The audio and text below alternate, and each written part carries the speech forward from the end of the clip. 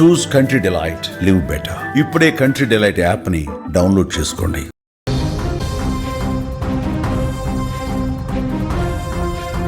తెలంగాణ ముఖ్యమంత్రి రేవంత్ రెడ్డి నేతృత్వంలోని ప్రభుత్వం డిజిటల్ విద్యను ప్రోత్సహించేందుకు ఒక కీలకమైన నిర్ణయం తీసుకుంది.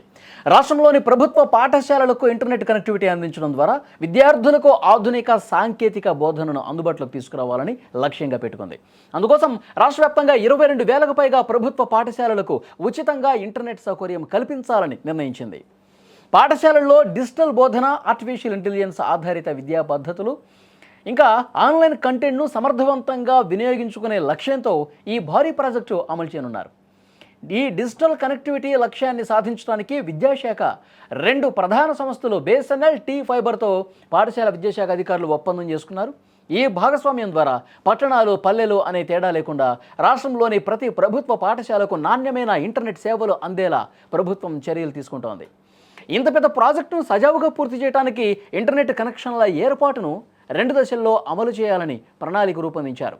మొదటి దశలో త్వరితగతిన కనెక్టివిటీ అందించడానికి వీలైన పాఠశాలల్లో పనులు ప్రారంభమవుతాయి.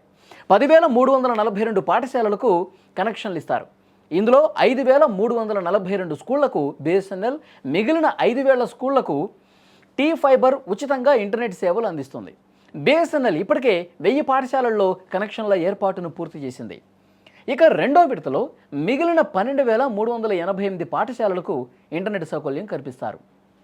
ఇందులో 9,404 పాఠశాలలకు BSNL, 2,984 పాఠశాలలకు T-Fiber కనెక్షన్లు ఇస్తుంది. ఈ ప్రాజెక్టుకు అవసరమైన నిధులను సమగ్ర శిక్ష అభియాన్ ద్వారా ప్రభుత్వం ఆయా సంస్థలకు చెల్లించనుంది.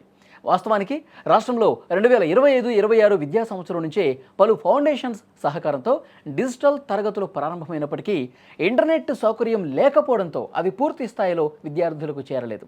ఈ సమస్యను అధిగమించేందుకే ప్రభుత్వం ఈ నిర్ణయం తీసుకుంది.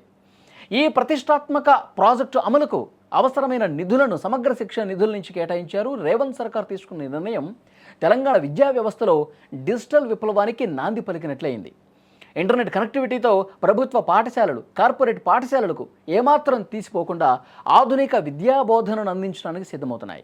ఈ ప్రాజెక్టు పూర్తయితే రాష్ట్రంలోని విద్యార్థులు కేవలం పుస్తకాలకే పరిమితం కాకుండా డిజిటల్ రిసోర్సెస్తో తమ నైపుణ్యాలు మెరుగుపరుచుకునేందుకు అవకాశం లభిస్తుంది. కాంగ్రెస్ ప్రభుత్వం తీసుకున్న ఈ నిర్ణయంపై మీ అభిప్రాయాన్ని కూడా కామెంట్ రూపంలో తెలియజేయండి.